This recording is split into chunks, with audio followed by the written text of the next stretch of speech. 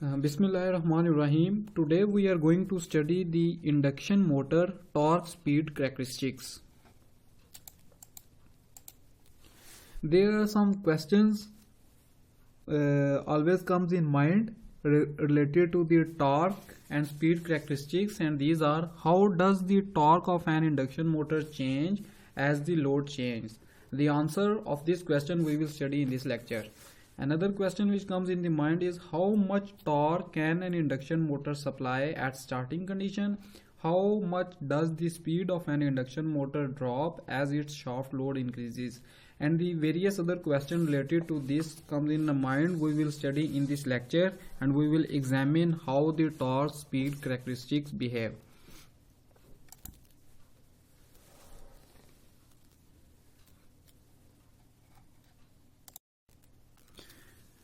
First we will study the induced torque from a physical standpoint, from a conceptual point of view, and in the next lecture we will study the numerical background related to the induced torque. In this lecture we will study the conceptual point of view related to the concepts how torque is induced. First of all, this is the figure.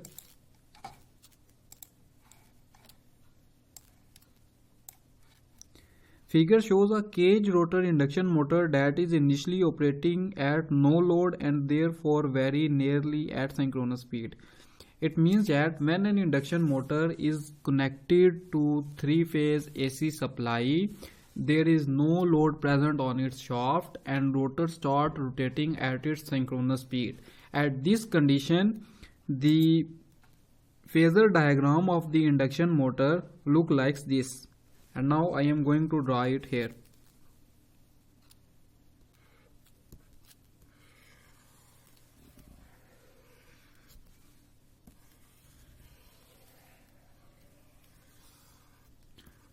This is the cage rotor motor, squirrel cage. When three-phase supply is connected to the induction motor, stator current is produced, and this stator current produces stator magnetic field, which is the BS. This is the stator magnetic field. The stator magnetic field induces voltage inside the rotor, and this is known as ER. This induced voltage will produce current inside the rotor, and it is represented as IR. This IR induced current will produce its own magnetic field, which is denoted as BR, rotor magnetic field, and its value is very small. We will study later all things related to this. Now I am going to draw this figure. And the other thing is the B net. B net is the resultant magnetic field of BS plus BR. It is the vector sum of BR plus BS. For example, if we add BR plus BS, so we will add it like that, shift BR here, so B net look like this.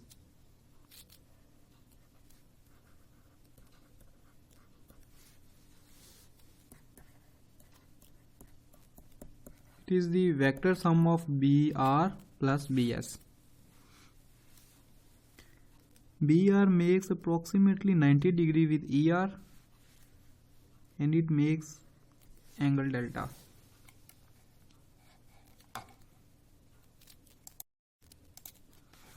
The net magnetic field in this machine is the vector sum of the rotor and stator, as I already studied. Thus, the magnitude of the magnetization current and hence of B net is directly proportional to the voltage E1. The magnitude of this B net is directly proportional to the E1. E1 is the, I draw figure here to clear that concept. E1 is the voltage that reaches at the stator winding after these losses. the voltage reached at this winding is the E1, and it is approximately constant voltage, and this B net is directly proportional to the that voltage. But in actual, as the stator current varies, the voltage drop across these resistor varies, across these IM varies, so E1 value changed, but this change is very small and we consider E1 as a constant.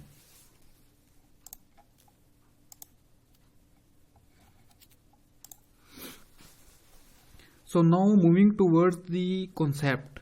At each line consists of its own meaning and you have to understand it right now. At no load, when induction motor is moving with no load, the rotor slip is very small. Rotor slip is very small. It is moving with approximately synchronous speed. When rotor slip is very small, the relative motion between the rotor and the magnetic field is very small.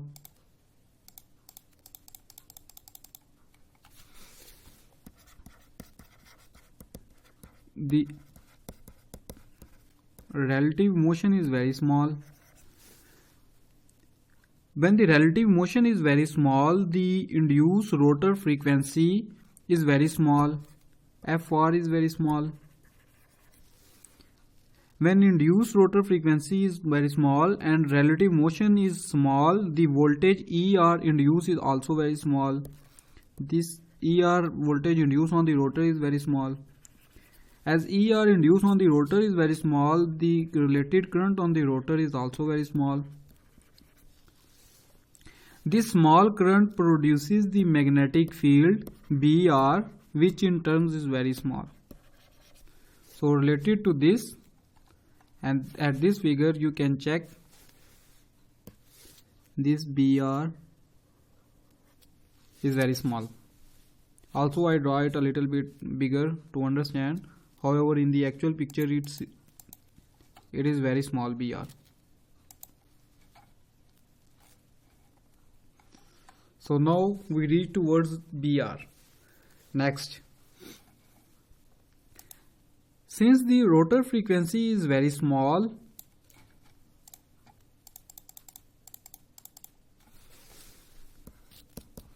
Fr is very small, the reactance is very small. Because reactance is omega L, omega is 2 pi Fr Lr, and this is very small, so corresponding reactance is very small. When corresponding reactance is very small, the rotor current IR is almost in phase with the rotor voltage. This can be shown here. This. Because reactance is very small, so this IR and this ER is almost in phase. However, a little bit reactance is present. That's why IR is lagging a very small value behind the ER.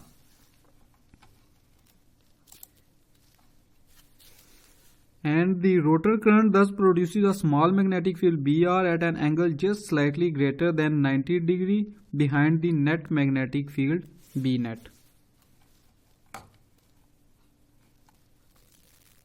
These things are a little bit trickier, so I am making to make it as simple as possible. So let's move on. Now we reach towards the induced torque. Induced torque is equal to K into BR cross B net. This is the induced torque of the induction motor at no load condition. Its magnitude is equal to K BR B net sine of delta. At that condition, we already studied that BR is very small at that condition. So whole torque induced is very small. It just torque induced is just like that to overcome the rotational losses at no load condition.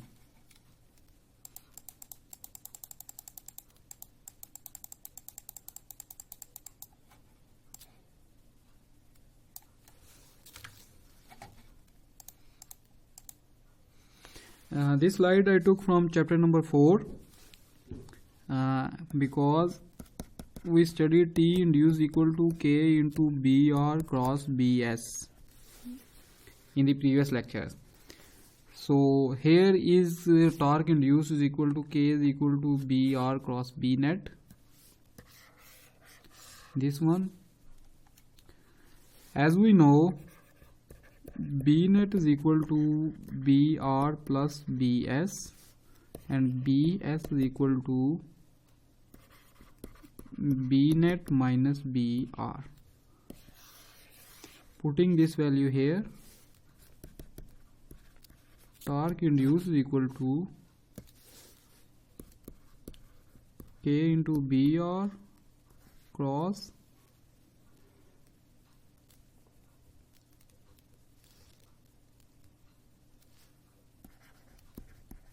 B net minus BR. By solving this, BR cross B net. By putting here BR cross BR, sin delta will become 0, so whole term will become 0. This whole term will become 0, the remaining term will left is K is equal to BR B net sin delta. So that's why torque induced is equal to K into BR B net sin of delta. Till now we studied the induction motor at no load, and the torque we studied, the only torque is produced which overcomes the rotational losses. Now we are going to study the induction motor at full load. The same motor is now connected with some load, and we are going to study the torques and behavior of BR, BS and related things. This is the figure at full load. Now I am going to draw it here.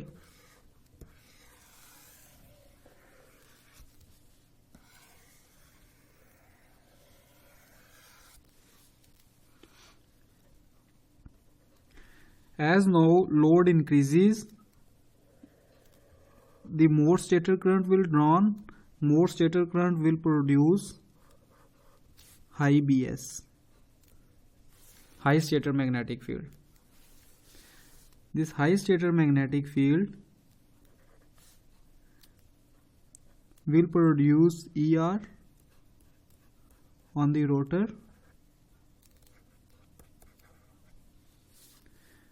This ER will produce IR.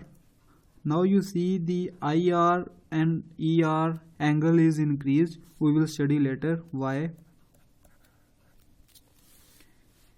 And BR also, this as IR increases, so BR also increases.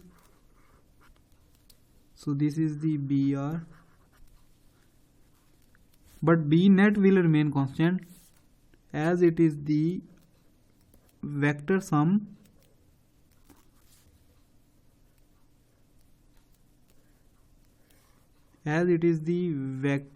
of BR plus BS. It is approximately 90 degree, and this is BR and B net is angle delta, and this is the theta R.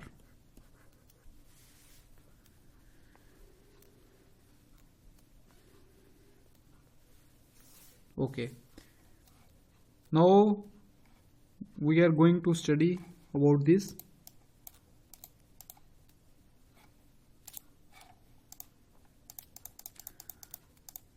Now again conceptual, as the motor load increase,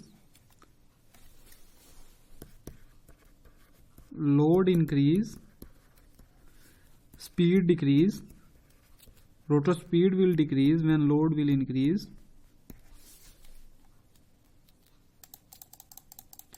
and when speed decrease, slip is known as increase. So at this point, relative motion between the rotor and the stator magnetic field is high. So high relative motion will produce high induced voltage, which in turn produce high stator current, high rotor current, which in turn produce high rotor magnetic field. This you can see in figure, this one, that the BR value is high. Now the second thing,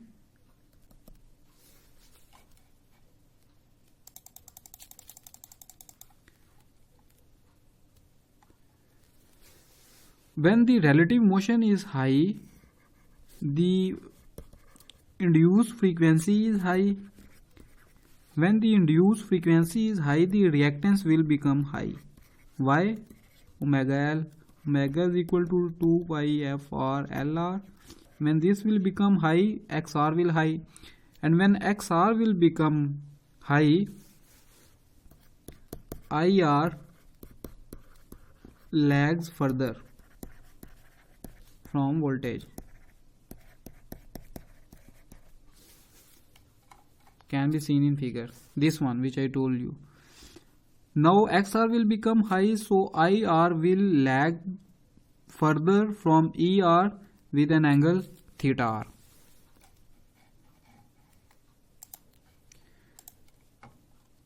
Now one more thing is the angle delta.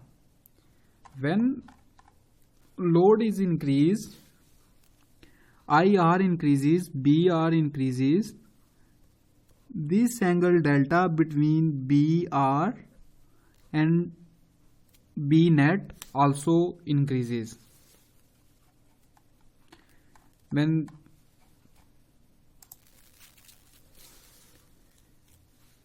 the increase in angle delta tend to decrease the torque, as sine of delta and delta is greater than 90 degree, so increase in angle will decrease torque induced. At the same point, when load is increases, IR is increases, BR is increases, and increase in BR will increase torque induced. So now two parameters are changing at the same. First is the sine delta and other is the BR.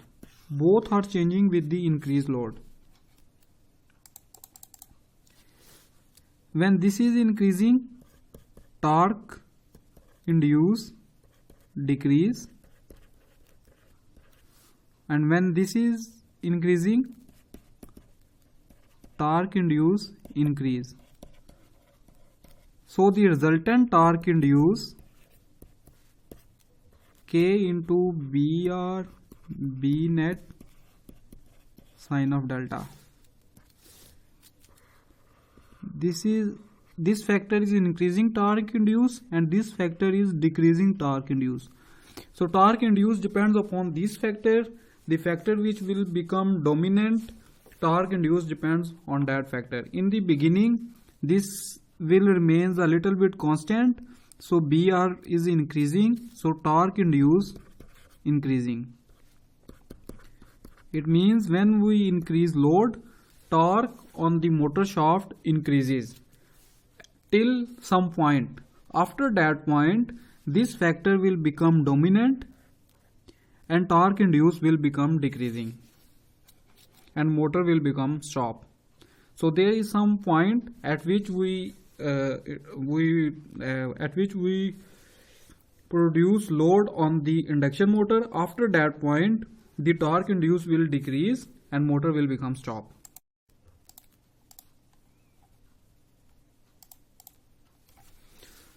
So torque induced is equal to K constant BR B net sine delta. In order to understand further torque induced, we will examine these all three terms one by one graphically, and then we will derive the torque induced curve. First, BR. This BR is the rotor magnetic field, and this rotor magnetic field, the rotor magnetic field is directly proportional to the current flowing in the rotor, and the current flow in the rotor increases with the increasing slip. I'm going to draw this graph here. This is the n-synchronous. When rotor is moving with the n-synchronous speed, so there is no relative motion between the rotor and the stator magnetic field, and when there is no relative motion, there is no induced voltage and induced current. So IR at this point is 0. As IR is 0, BR is 0. So BR is 0. When some load is put on the motor, when load increases, the rotor speed decreases. When rotor speed decreases, relative motion between the rotor speed and the synchronous magnetic field increases. When the relative motion increases, ER increases and induced voltage increases, so induced current start increasing. So as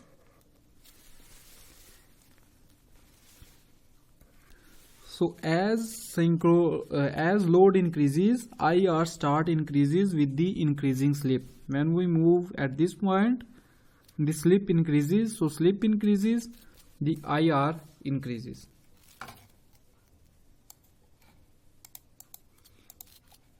Now the next parameter is B net.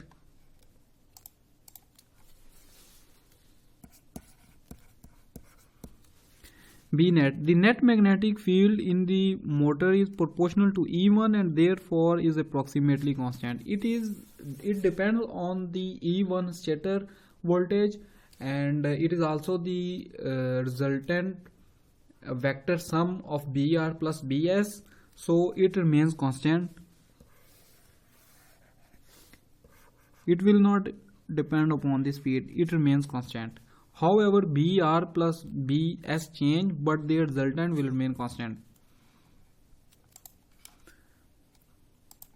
Now the third parameter is sine delta. Now we will study how sine delta will change with the synchronous speed. From the figure, angle delta is just equal to the power factor angle of the rotor plus 90 degree. So moving towards the figure, if this is the theta r, this angle delta is equal, this is the 90 degree, is equal to 90 degree plus theta r.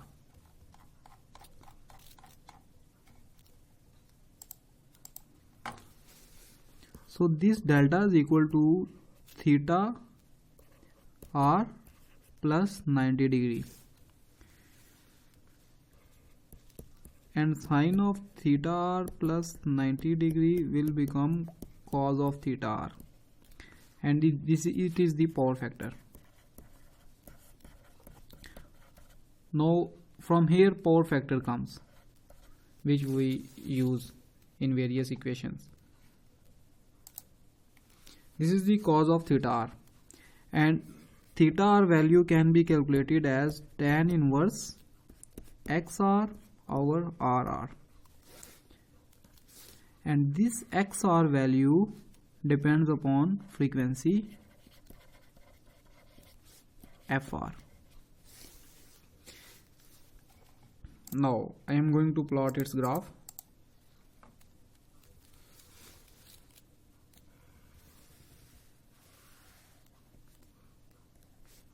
This is the n-synchronous.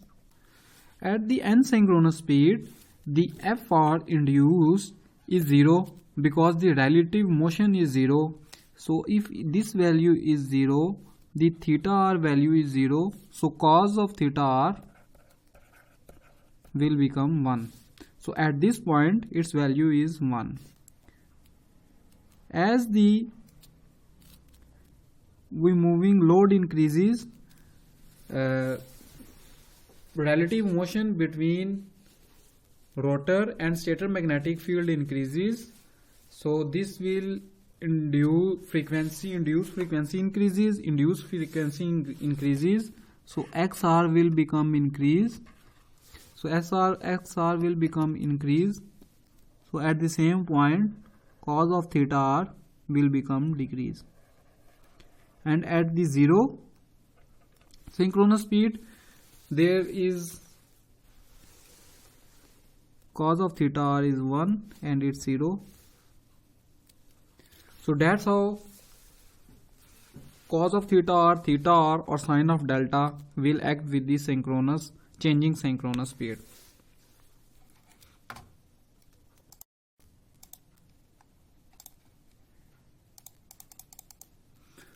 So now last is the, since the induced torque is proportional to the product of these three terms, T induced is equal to K into BR B net sine of delta. The torque speed characteristics of an induction motor can be constructed from the graphical multiplication of these three plots. So the torque curve look like, multiply these three curves, this one and this one. The resultant curve of torque look like this, and this is the synchronous speed.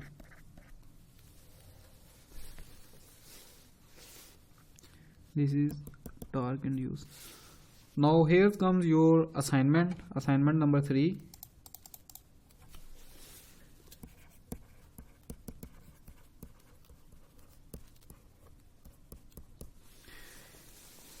In this assignment on MATLAB, you have to draw this graph, torque induced graph, from these graphs. This one, this one, and this one.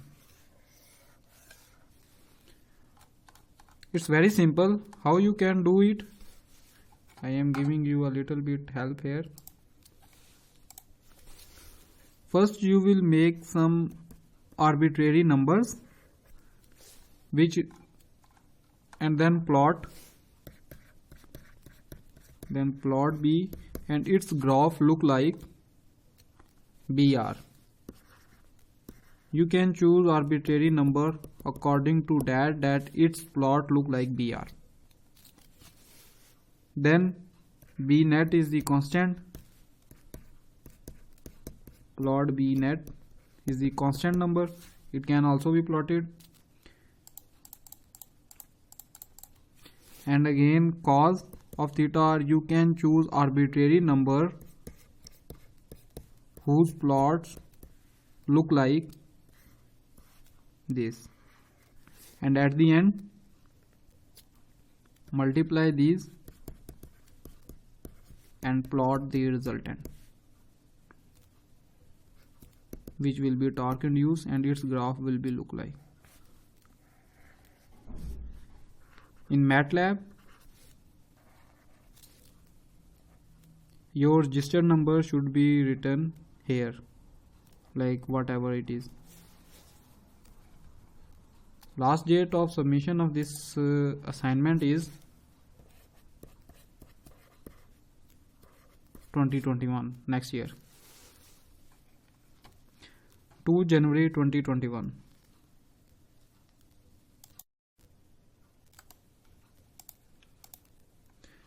You have to send the MATLAB M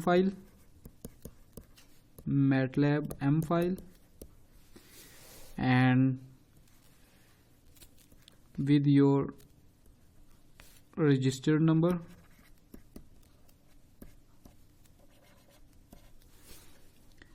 and you have to make a Word file. Also name is your reg number. Write MATLAB code in it. MATLAB code results,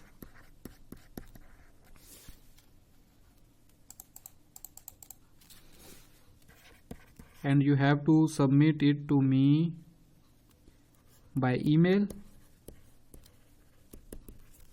or biting.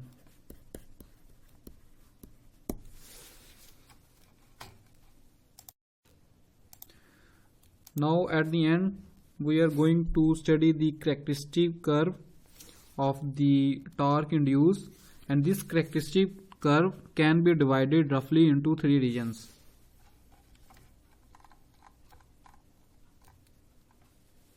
This is the curve. This is the first region is the low slip region. This is the low slip region. In the low slip region, the motor slip increases approximately linearly with the increased load. When load increase, rotor slip increase, but speed decreases. Linearly. In this region of operation, the rotor reactance is negligible, so the rotor power factor is approximately unity. Because the relative motion is very small, the induced frequency is very small, so induced frequency is very small, the reactance is very small, and the reactance is very small, so reactance is very small, the rotor power factor is unity. Normally motor operates at this region, from this to this. While the rotor current increases linearly with the slip, the entire normal steady state operating range of an induction motor is included in this linearly low slip region. In this region, motor normally operates. When load increases, speed decreases, slip increases, and torque increases. This is the first region. Now the second region is the moderate slip region. It comes here. Moderate slip region. At that region, rotor frequency is higher. So XR will become high. It means sine of delta or cos of theta R will become high, and it will become high as we already study. When sine of delta will high, torque induced will decrease. But at the same point, BR is increases, so torque induced is increases. So at this point, moderate region, these both balance each other, and the maximum torque occur at this moderate region. Can be studied like that. The peak torque of the motor occurs at the point where, for an incremental increase in load, the increase in the rotor current is exactly balanced by the decrease in the rotor power factor, and this is the peak torque occur at the moderate region. And the third and final region is the high slip region. In this high slip region, the induced torque actually decreases with increased load. When we increase load, the induced torque decreases and motor moves towards the stop. Since the increase in rotor current is completely overshadowed by the decrease in the rotor power factor, at here sine delta become dominant, and IBR will approximately become constant, so sine delta become dominant. As sine delta become dominant and its value become high, torque induced directly depends on this and starting decreasing in this region. So in this region, torque induced decreases. And at the last, there is one concept the book is giving, is that for a typical induction motor, the pull out torque on the curve will be 200 to 250% of the rated full load curve. For example, if the rated full load is here, the pull out torque is approximately 200 to 250% of the full load torque. It means that induction motor can bear more load than it design or its full load. However, this is the starting torque. Starting torque of the induction motor is also 150% higher than the full load torque. It means induction motor can start it at full load. it can pick the load which is the full load at the no load speed at the starting point. So here it can say that the induction motor can start with the full load attached to its shaft. So now ends of this lecture, and in the next lecture we will study the numerical methods of finding the induced torque. Thanks.